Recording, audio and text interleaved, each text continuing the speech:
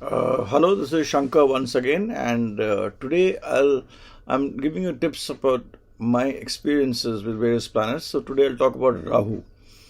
A very important concept of Rahu is Brihaspati. I will talk about Jupiter and Rahu in the 12th house.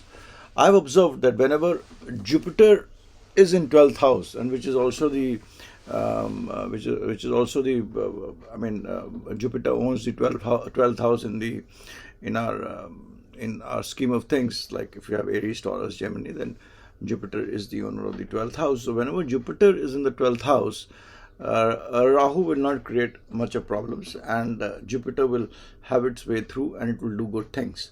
When Jupiter is with Rahu in the 12th house, there also Jupiter will be able to control Rahu to a great extent, and Rahu will not do its negativity in a great way, and Jupiter will be positive and will be able to do positive things with respect to your accumulated wealth, children, luck, and gains of income. These are the four things which are governed by Jupiter.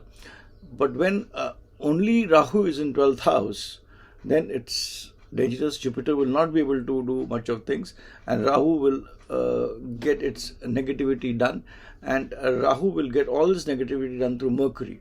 So like the person, like wherever Mercury is placed, that particular area, there will be a lot of maleficity and negativity, because Rahu functions through Mercury. It's like the planet through which Rahu functions mostly is through Mercury.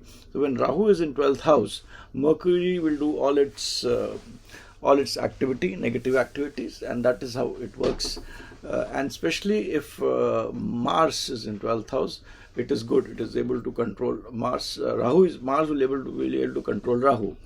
Mars controls Rahu. Mars is in 12th house, then it will control Rahu. Rahu is like an elephant, and Mars is the person who rides over the elephant. So it will be able to control Rahu, and Mars is in 12th house. But the worst part is only when Rahu is in 12th house, it will do its negativity through Mercury. Especially also I've seen that when Ketu or Mercury are in 6th house. When Mercury is in 6th house, Ketu will become negative. And when Ketu is in 6th house, Mercury will become negative. When Ketu in 6th house, the place where Mercury will do a lot of negative things. And when Mercury is in 6th house, Ketu will do a lot of negative things in whichever house it is placed. So this is how you have to analyze horoscopes and try to see it.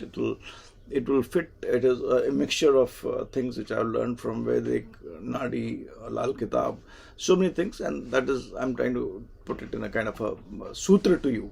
It's like a sutra which you try to apply, and you'll see it is good. Here I've only talked about 12th house, Jupiter and Rahu in the 12th house, Jupiter only in 12th house, Rahu only in 12th house, and Mars in 12th house, and then Ketu and Mercury in 6th house, and how Rahu uses Mercury to do its negative things when it is alone in 12th house. So Rahu alone in 12th house, be careful. That's a place where it does a lot of mischief.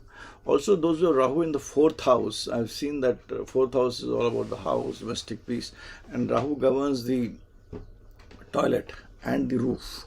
So whenever Rahu is in the 4th house, whenever you do work in the toilet and the roof, do it to the minimal, because whenever you'll see that there will be some issues which would arise at that particular time, because Rahu governs these two areas of the house, the toilet and the roof.